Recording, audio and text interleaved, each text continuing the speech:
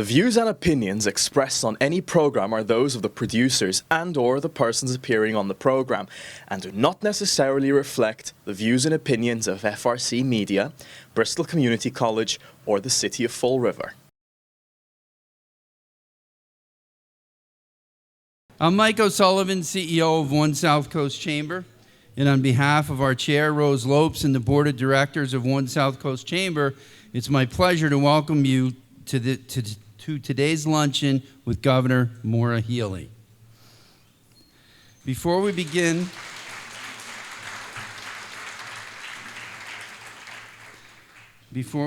make sure your phone is on silent.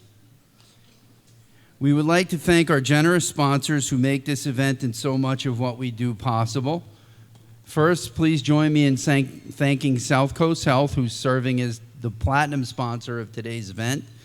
We greatly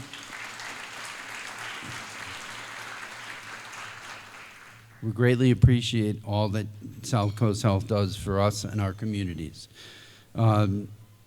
Please recognize Bank 5, our gold sponsor.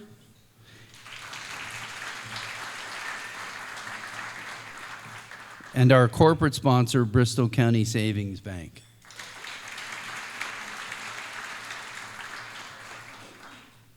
We are pleased to recognize several public officials in attendance this afternoon, and we thank you for coming. Senator Michael Rodericks, Representative Carol Fiola, 6th Bristol District, and Betty DeBenedictis is representing Mark Sylvia from the 10th Bristol District. And I didn't see him come in, but I believe he's on his way, is Mayor Paul Coogan, the mayor of Fall River. And we also have from the towns with us Chris Vitale, the town administrator from the town of Dartmouth.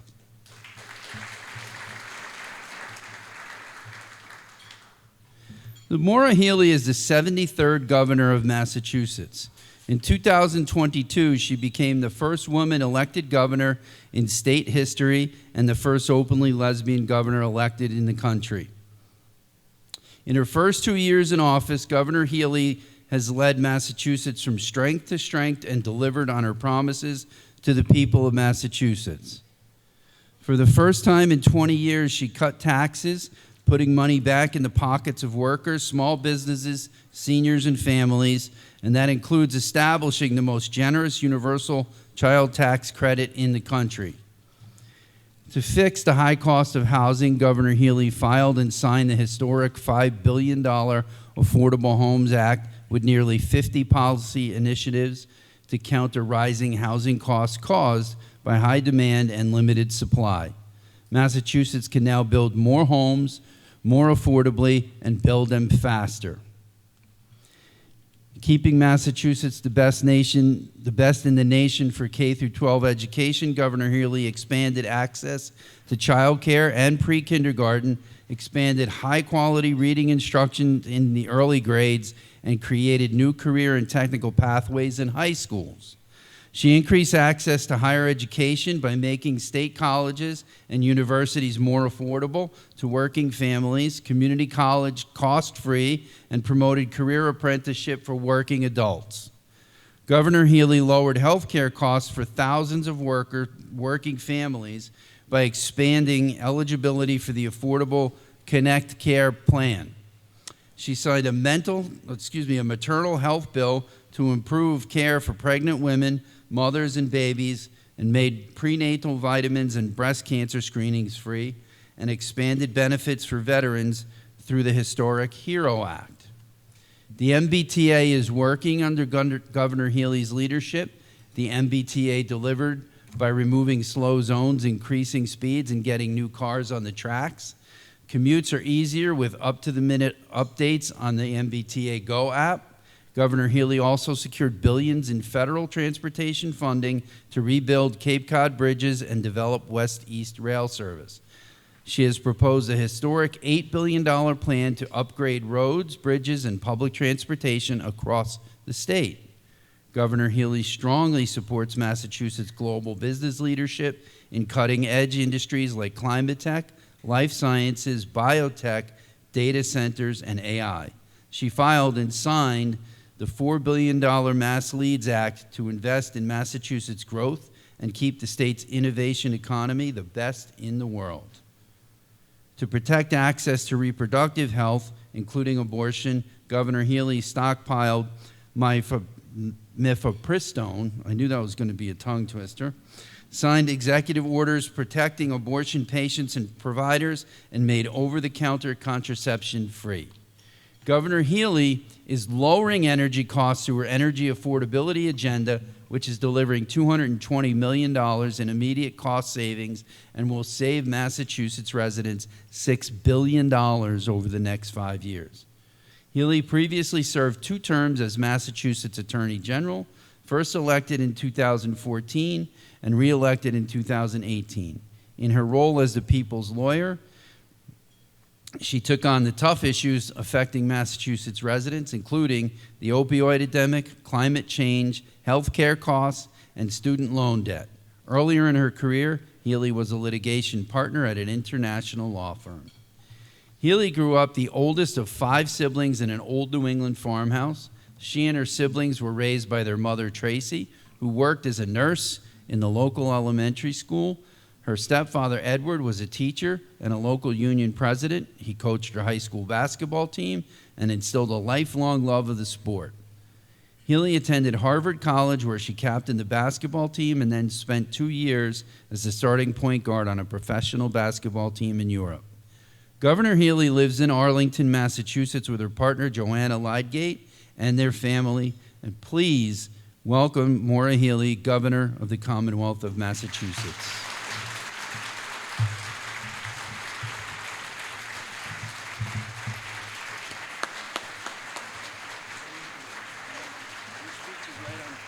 All right. Hey, Mike, thank you. I can probably sit down and shut up, or just, you covered a lot of ground there. Thank you so much. And thank you so much for inviting me. I was particularly happy to be getting the invitation to come speak to this chamber in particular. Anytime I am on the South Coast, it makes me really happy. Because from the time I ran for Attorney General back in 2013, I just came to develop such an incredible fondness for this region, for the people, for the way of life, for what you've represented and worked through for so long. It's an incredibly special place. It's a huge asset.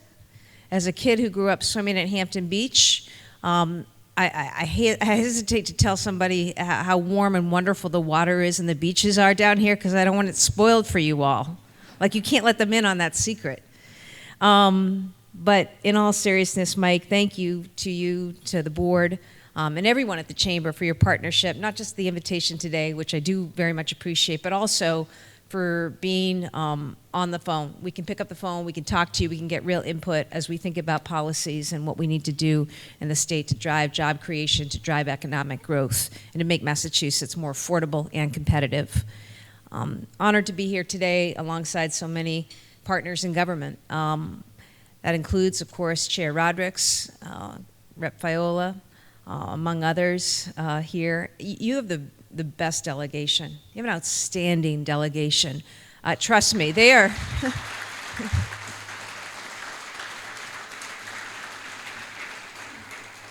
they are relentless, and I say that with all love. But they are relentless in pursuing resources, opportunities for folks across this region. They do a great job, and I thank them. A lot of what Mike was able to recite there, we did. We got a lot done the last 2.5 years, and that comes through working in partnership with the legislature and with members of your delegation who are just outstanding. So I thank you for that. I also want to thank Mayor Coogan, who just joined us. Thank the mayor for his leadership. This morning, the mayor, Carol, Mike, a number of us were over to meet with and receive a briefing from members of various departments at Fall River. I had my team down representing the administration to talk about what more can be done in the aftermath of that terrible, terrible tragedy, how we can support this great community. Some of the things that I announced is that we're making $1.2 million immediately available to Fall River to hire additional firefighters. This is funding, credit to Chair Rodericks. It's important. I'll tell you, this is funding that we thank Chair Rodericks for. It comes through every year, but we're expediting that. We're getting that out the door right away so that they can make use of that and current needs can be met. We're also making sure that all of our assisted living homes are meeting their obligations with clear plans to keep their residents safe. It's what residents deserve, what families deserve, and need to be assured of.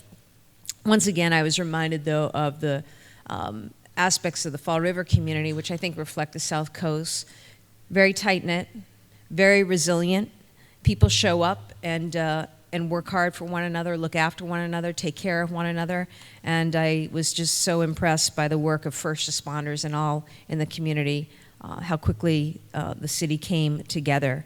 And again, I just pledge I'm going to do everything I can to make sure that the right measures are in place across the board to ensure public safety. I want to talk a little bit about, you know what I really want to do? I want to answer questions. You know, we're going to get to that part of the program. I know I've been given some questions. I also want people to feel liberated to ask whatever you want, and I'm going to allow time for that, okay? But let's just talk about, you know, my philosophy. Here's my priorities as your governor, okay? Growing the economy, creating jobs here in Massachusetts, making it faster and easier to do business in Massachusetts.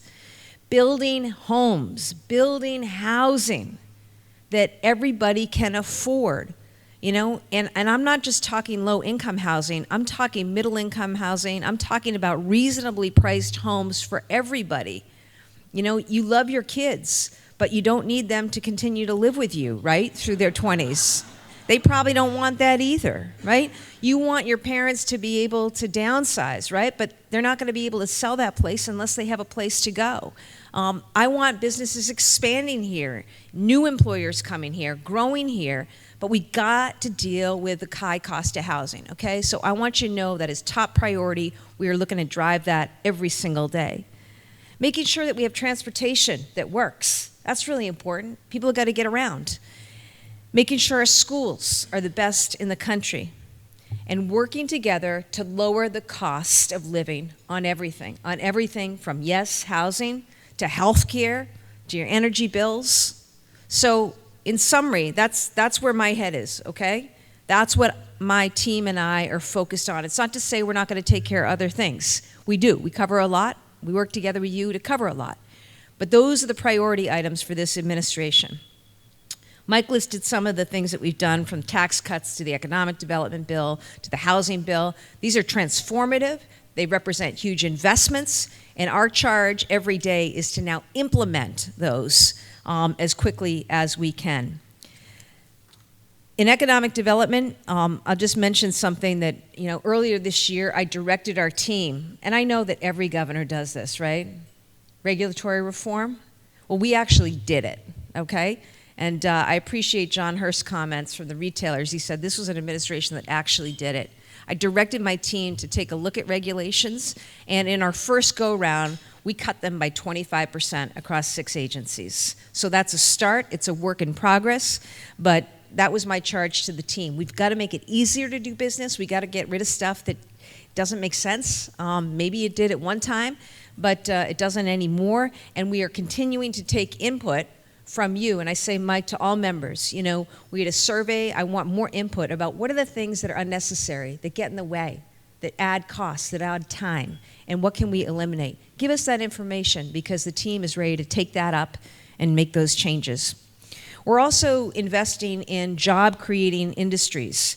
Last month, we awarded nearly $2 million to Imogen Pharmaceuticals to expand in Fall River. That's another 70 great biomanufacturing jobs in Fall River from that investment. I'm excited about it. And I see the chancellor here, UMass Dartmouth. You got a great institution. doing great things, and it's also a great pipeline for us along with our wonderful community college. Other investments recently in New Bedford include C2S Energy. That's a insulation contract. Is C2S here? They're too busy working. Insulation contractor. We gave them money, 85 new jobs. Horatio's Inc., steel manufacturing in New Bedford. That's another 60 jobs. Windward Power Systems, which is a veteran-owned company, that means a lot to me, that sells and services marine diesel engines. They've doubled now in size to 20 employees with those investments. So that's just a flavor of what we've been able to do this year. Thank you to the legislature for appropriating those funds. Our job is to get them out into the community, to support businesses, to grow jobs, and we want to do more and more of that. We also made investments in infrastructure that you guys know, is so important. If we have floods, if we have things that get in the way of doing business, if we have crappy roads and we have congestion and those sorts of problems, they really impinge quality of life and they make it less attractive in terms of being able to do business. So what have we done? Fall River, Stafford Square, $2 million for flood mitigation. Another $2.1 million for sewer system upgrades in Dartmouth. I'm happy to talk about sewer anytime because sewer, septic, this stuff really, really matters and you gotta dig in on it. $600,000 for site readiness at Battleship Cove.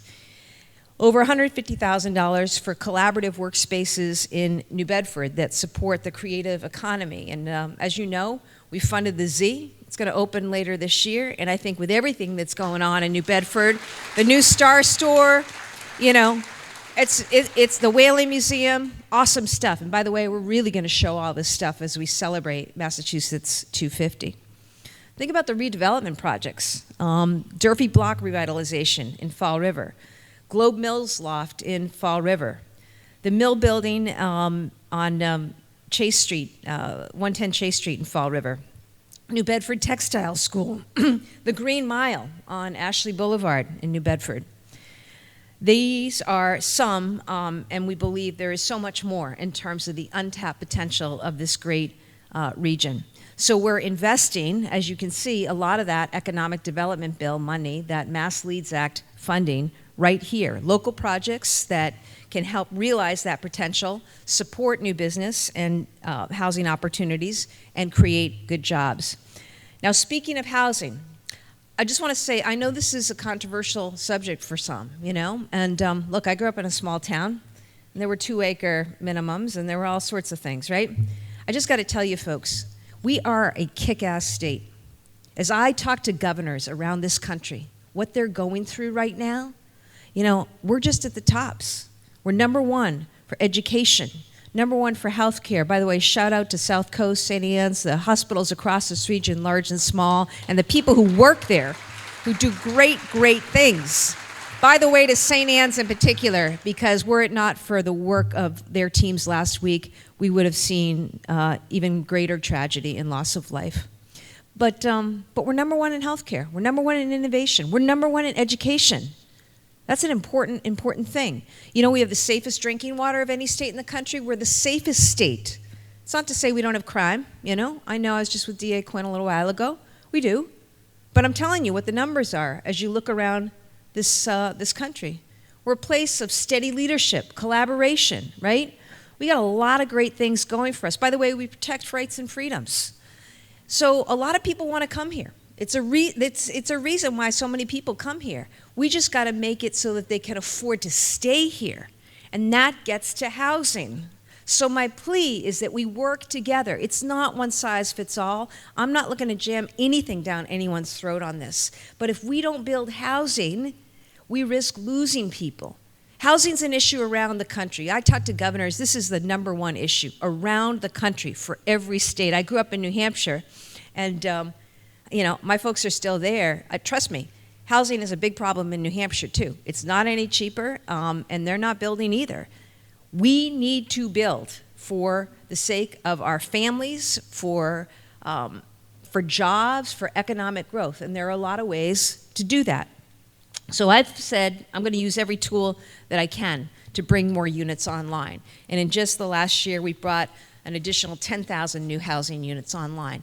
We're chipping away every day. When I started as governor, I said to the team, I know housing's a big issue. How many housing units are we short as a state? 220,000.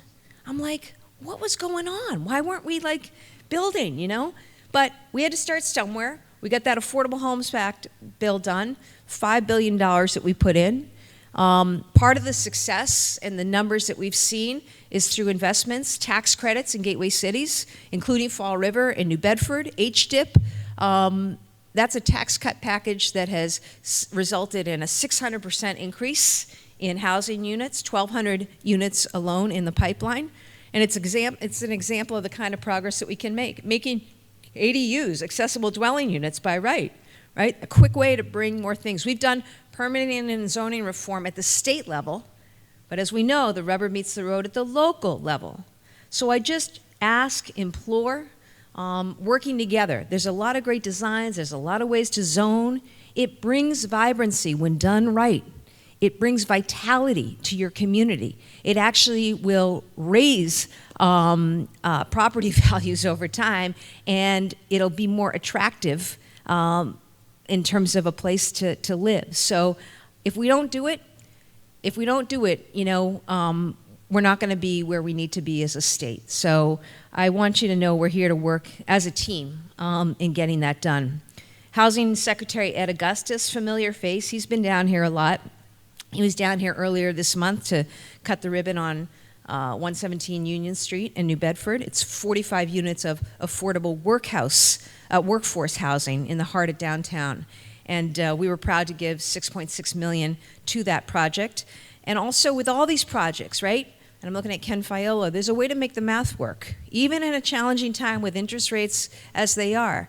You know, if you're able to stack together some state and federal tax credits, the Affordable Housing Trust, the Community-Based Housing Fund, the Housing Stabilization Fund, the Transit-Oriented Development Fund, we can make this work. And we just increased, thanks to the legislature, funding for these things through that Affordable Homes Act. So, you know, let's use every lever that we can. Some of you may have heard about the MBTA Communities Act. Apparently it's controversial in some places. This is a law that was passed and signed by Governor Baker, and our job was to implement it. At the end of the day, for all the noise, 140 cities and towns have already adopted, right? We're over 90% of the way there. And I don't want to fight with any community. We're trying to work with other communities to work it out, because as I say, this is not one size fits all. South Coast Rail, I'm looking at Gene Fox, who I met years and years ago. Look, I was just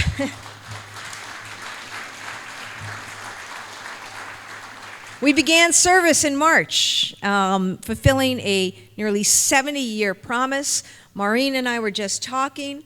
When she was chair of the board, she was having conversations with Governor Mitt Romney about this.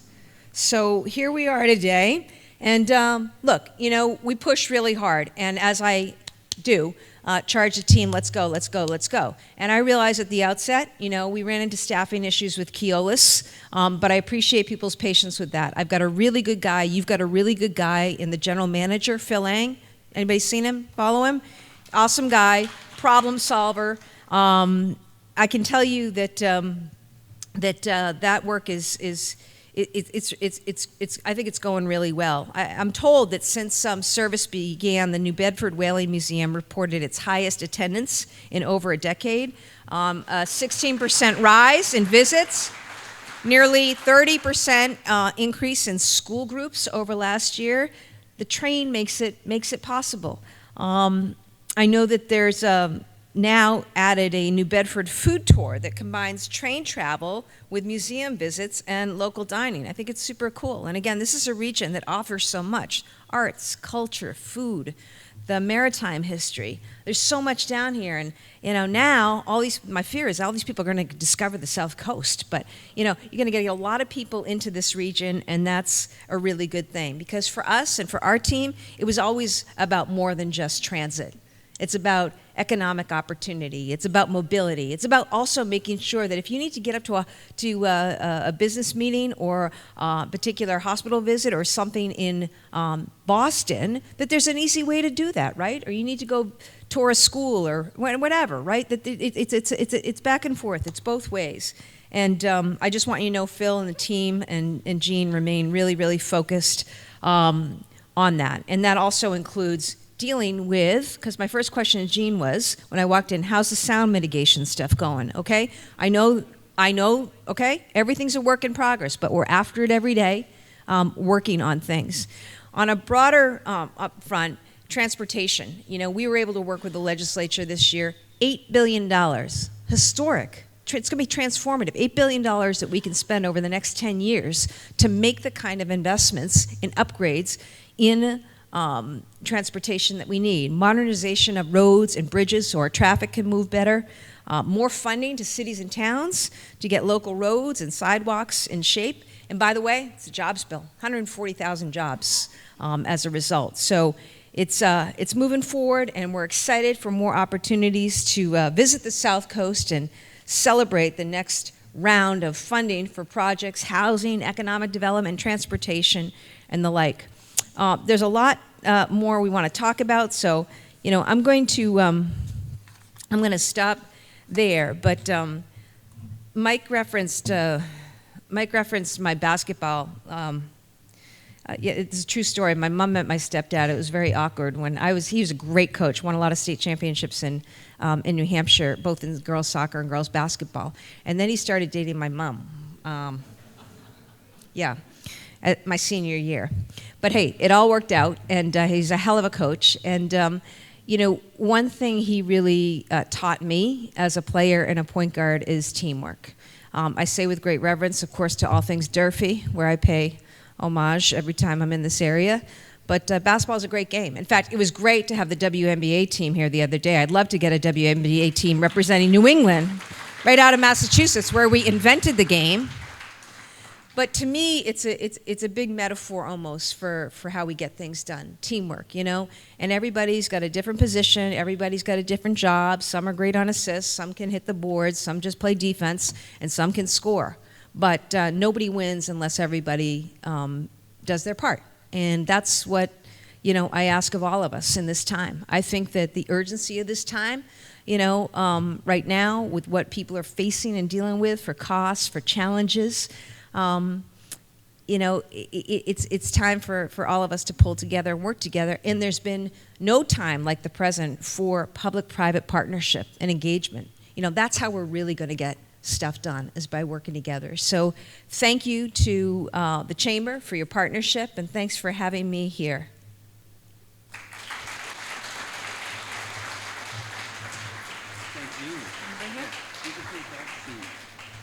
So we're going to do Q&A a little bit differently today. We're going to just sort of have a fireside chat.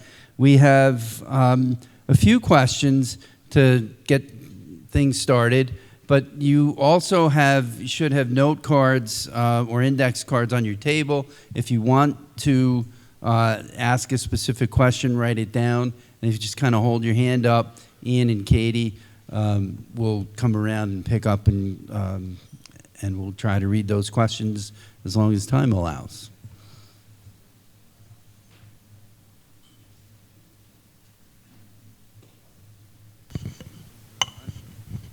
Thank you.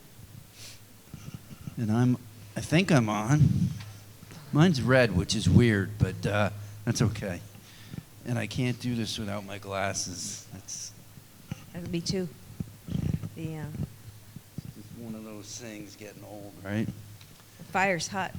So one of the questions that's not written here that I was going to ask Cool you. fire. Yeah. Yep. Sorry. That's okay. One of the questions I was going to ask you sort of touched on. I was going to ask you at the end. It's kind of a real softball, hopefully a softball.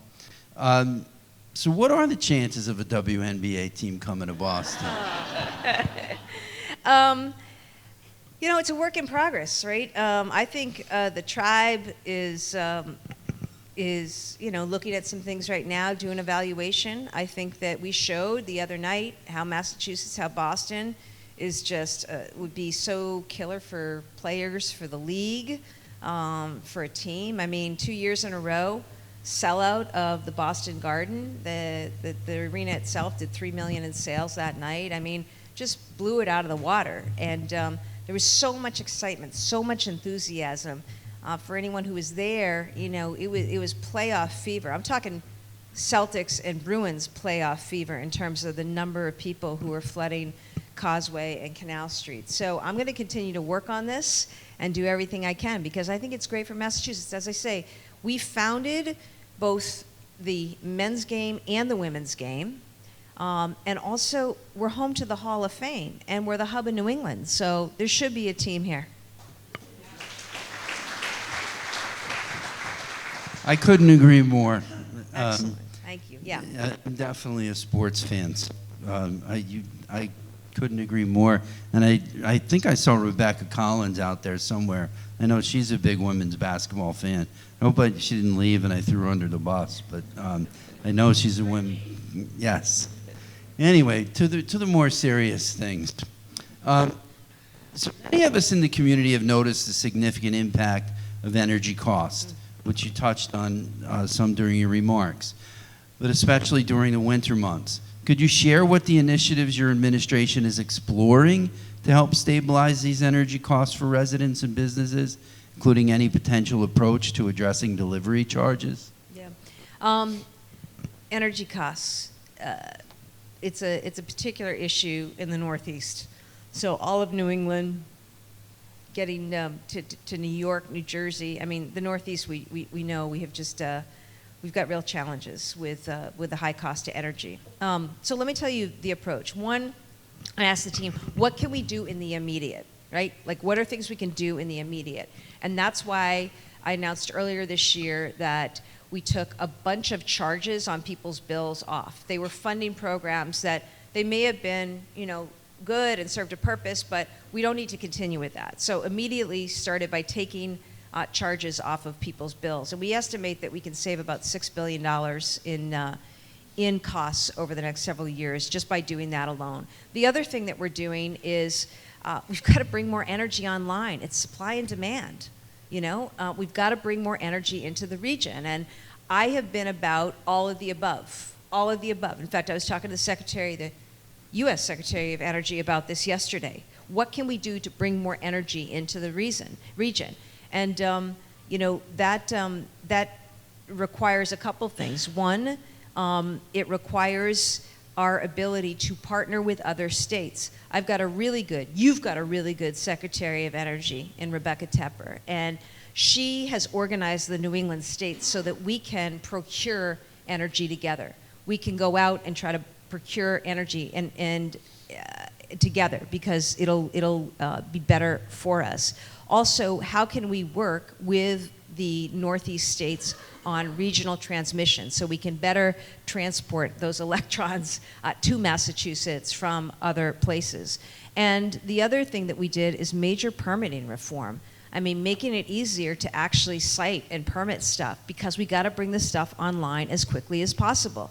I'm leaning big into things like life sciences, climate technology. We've got incredible research going on at UMass Dartmouth and out of Healey, right? Like marine technology, unbelievable. Applied AI that's going to help goose all of this and make it go. But if we don't have the energy source to power this, we're not going to be where we need. So we've got to bring more energy in.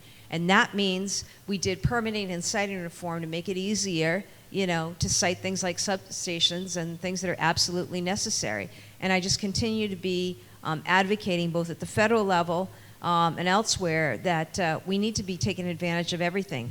Wind, solar, hydro, battery storage, making use of gas, and I support advanced nuclear, which, you know, you can put a small modular nuclear plant and it generates, you know, this is not nuclear as we knew it. It's a different kind of nuclear, and we've just got to take advantage of that. Thank you. Massachusetts has one of the nation's most generous unemployment insurance systems, including one of the highest weekly benefits, the longest benefit duration, and the easiest qualification requirements. With the trust fund facing insolvency, what specific reforms would your administration support to ensure the system's long-term sustainability without overburdening the business community? Yeah, this is a huge issue. It's a huge issue, and I know it's a huge issue for your members. You know, a couple things. One, as you may know, I inherited this big bill when I became governor, $3 billion that was not properly allocated. The feds under the prior administration, so I got handed this big bill when I started, and I went right to the White House, and we ended up shaving that substantially. But the fact remains that the UI trust fund has been an issue for years in terms of solvency. So if there's one thing, like it or not, the LG and I are not about kicking the can down the road. And sometimes that gets us into hot water because we run headlong into trying to deal with things, We've convened this UI working task force. It's a real thing. We've got to have a real solution come out of this, working with the business community, working with all of you to figure out what we need to do in terms of reforms and right-sizing of unemployment insurance. I'll tell you, I recently rejected, I want to make sure that I get the number right, because I know it's not just UI that you're dealing with too, workers' comp, right? And recently we rejected the proposed, it was 7.1% increase in workers' comp. My office rejected that. Yesterday, the Division of Insurance announced that, do I have health insurers in the room? We need you too. You're all part of the ecosystem. We all got to work together. But, and speaking of working together, DOI negotiated down proposed rate increases by the plan, 6 of them. We rejected another one that we couldn't reach a resolution with, so we've rejected that. But we were able to negotiate down to the tune of saving $4.5 million in healthcare premiums alone this year from 6 plans. So you got to look at, what are all the costs that businesses are dealing with right now. UI is certainly one, and that is a working group that is committed to actually coming up with a proposal to make the necessary reforms, because we know it's not sustainable. And you guys, in the meantime, cannot handle it, cannot continue to bear the costs when everything else is costing so much. Tourism plays a large role in our local economy, as you mentioned, particularly within the arts and culture sector, whether it is the Whaling Museum, Battleship Cove, the Zeitarian Theater, or the Narrows as well. And there are many countless others. We are also excited to be unlocking a new market thanks to SouthCoast Rail, as you had mentioned.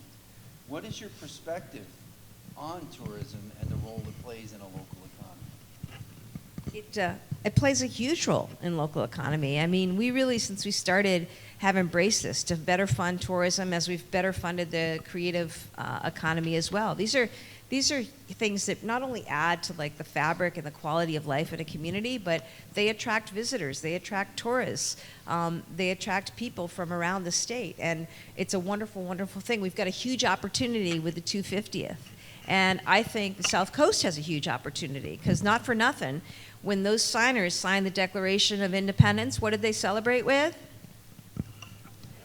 Madeira wine, right? So, there'll be a lot of Madeira wine. I know the feast is coming up too. We'll be drinking that soon again. But like, if you look at this region, it's amazing. Like, how cool is it? New Bedford, Fall River, just to shout out our maritime history alone, which, put Massachusetts on the map. It's going to be awesome to celebrate these things over the next couple of years, and we've built in the infrastructure to support the work of cities and towns when it comes to better tourism and creating better tourism opportunities. I just want to say, recently, what did we do? Yeah, $15K for the Lafayette Durfee House in Fall River to expand hands-on youth programming. $65K for New Bedford to expand the Seaworthy tagline to spotlight revolutionary places over the next year. $25K for the New Bedford Whaling Museum to put on a new exhibit. This new exhibit is called, I'll preview, When New Bedford Lit the World. When New Bedford Lit the World. Revolutionary innovation and culture in a port city. Tall ships are coming next July. How cool is that? It's going to be awesome. And another chance to show off this region. So, I think our team is super pumped about this. We've already done a lot of events this year with more to come. And any ideas that you all have or ways that, nothing's too crazy. We should be making the most of every opportunity to bring more tourists tourism to this wonderful region. And now, you know, we have the train, so that helps too. We definitely have the train, and I know Chris-Ann, our regional tourism executive director, she's always talking about you have to bring the people from Boston on the train. The train goes both ways. And we've seen that with the Whaling Museum most recently, as you had mentioned. So please speak about how you're addressing food insecurity. Appreciate your funding, your passing funding, for HIP, and if I'm not pronouncing that right, I apologize. But it's not enough. Will you increase this back to the 20, 40, 80 level? Also, glad you want to talk about seniors. I finally found somebody whose handwriting's worse than mine. Thanks, Liz. I'm going to throw you under the bus completely. I knew it was you, but I just can't read it. How will you address aquaculture closures due to combined sewer outflow? There we go. Yeah, are you worried about the aquaculture because of the CSOs? Yeah, sure. Okay. All right. There's a lot in that question. So let me start. Good question. So let me start with food, okay? As some of you may know, the big, beautiful bill that was signed a couple weeks ago by President Trump cut $200 billion in food, SNAP. Food that goes to feed kids, seniors, veterans, families, working people. There are so many working people who also rely on SNAP to feed their families. So, we've been concerned about this. I appreciate the work we've been able to do the last few years together, making sure that kids in school get that breakfast, get that lunch, make sure that in the wake of devastating floods that really ruined a lot of our farms that provide a local food supply, we were there with a resilience fund to help those farmers get through. The Healthy Incentives Program, HIP, is an important program. I've got to work with the dollars that we have, okay? So I know it wasn't funded as much as some people want it, but it was still funded. And this administration has a commitment like no other to work with the legislation to make sure that nobody in Massachusetts goes hungry. I mean that, Nobody in this country should go hungry. We're the greatest country in the world. This is logistics, this is about figuring this out. And the reason that in the wake of the federal cut, I announced last week a hunger task force, an anti-hunger task force, is because I wanted to bring together all the elements, the farmers, the food banks, the food pantries, the retailers, and those who work across some of our agencies, DTA and elsewhere, so that we're working together, we're identifying, here's how we can best deliver food to the most people and ensure that people don't go hungry in our state. Anybody who wants to get involved with that, get in touch with Mike. We'll make sure that the team has that information. A little later today, I'll be down in Harwich at a food pantry. I've just been trying to, the last couple weeks, really get out there and promote this anti-hunger work that we're going to do as a state, because the estimates are between 1 in 3 and 1 in 5 families in Massachusetts are hungry. We got to fix that. We've got to work on that. I think Massachusetts is led, but obviously there's more to do. So that's my commitment on hunger. I'm also trying to advertise and say to people, a lot of people are looking for things to do, ways to get involved. Call your local food pantry. See how you can help out, see what they need. CSOs, this is infrastructure, This is why we made a big effort to file the Mass Ready bill, which is about investing in infrastructure, investing in things that will help prevent broken dams and culverts and overflowing CSOs, right, that do great harm to the environment and impede business and, affect, as you're pointing out, agriculture. We've got to continue to work on this. When I became governor, I put together a team that chased federal dollars, and it was great. We brought back $9 billion to the state that we put into important infrastructure works. That fund is going away. We're not seeing that with this new administration. So it just means we've got to work more nimbly here and innovatively to figure this out. And it takes money. It takes money, and it's going to take some creativity, but I certainly understand the importance. I grew up, if you travel north of Boston, have you done, people, I know you don't like to. Whatever. But there's a river up there, the Merrimack River, okay? And not unlike, this region, a lot of mills, a lot of mills were along that Merrimack River, which actually starts in, New Hampshire and then comes down through and dumps out in Newburyport. Terrible pollution, right, over centuries and time. And, it's a similar issue up there with CSOs. I remember when I was a young lawyer, I clerked for the guy who oversaw the cleanup of the Boston Harbor. And I literally spent a lot of time out at Deer Island at the sewage treatment plant. This is why I love sewer. I did, and every month I'd have to write a report accounting for how many CSOs were fixed by the MWRA or not. So, I know the importance of this stuff, and we just got to work as a state on doing everything we can to get after it. But it's dollars. It's dollars, and there's a competition on for dollars, we know, but we just got to all work together and try to make the best judgments that we can. Thank you. Okay, last question. As a business leader, the majority of the current challenges we face are driven by federal, not state policy, tariffs, immigration, etc.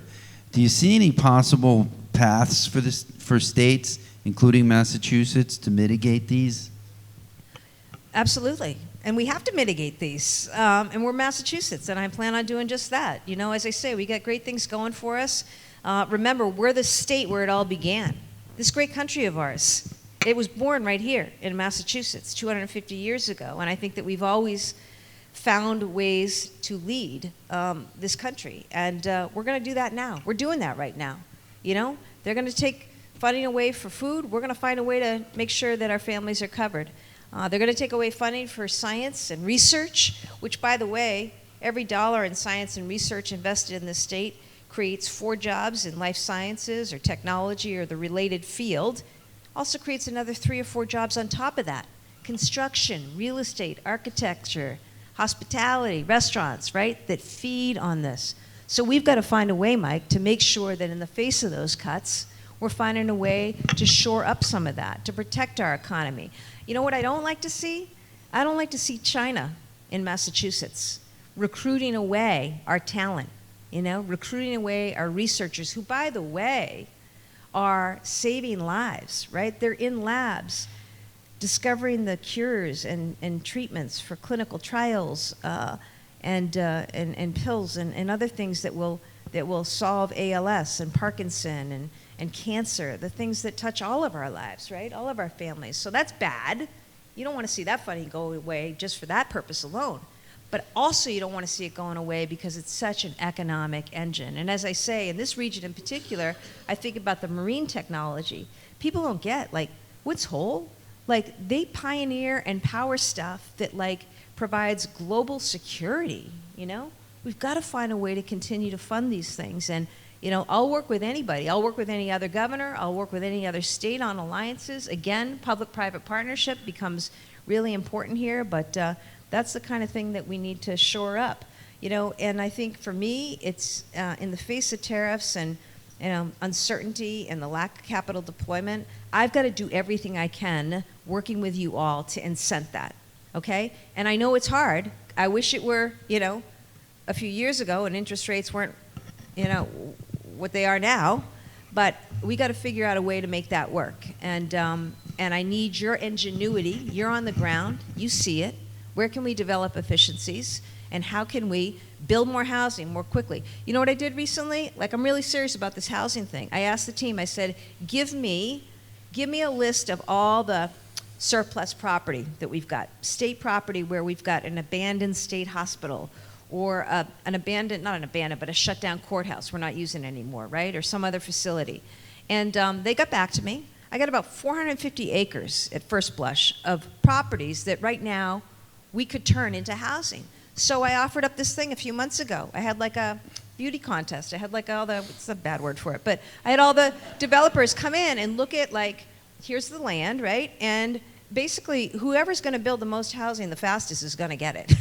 I know there's a procurement procedure, so my lawyers would advise me that was the wrong thing to say. But that's the idea, right? Like, we've got skin in the game, so let's figure out some ways to make this work. Companies are coming here. Businesses are coming here. I want you to know that, okay?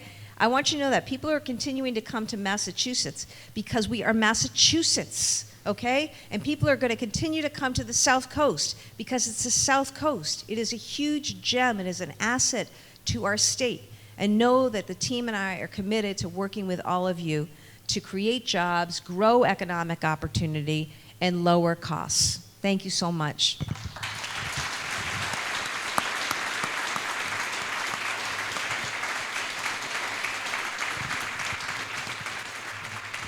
Governor, thank you so much for your good work on behalf of the people. FIFA next year, World Cup. World Cup. I think there are some people in this region who might be very, very interested in that. By the way, economic development, do you know that hosting the World Cup is for Massachusetts alone, it's the equivalent of hosting 7 Super Bowls. 7 Super Bowls in our state.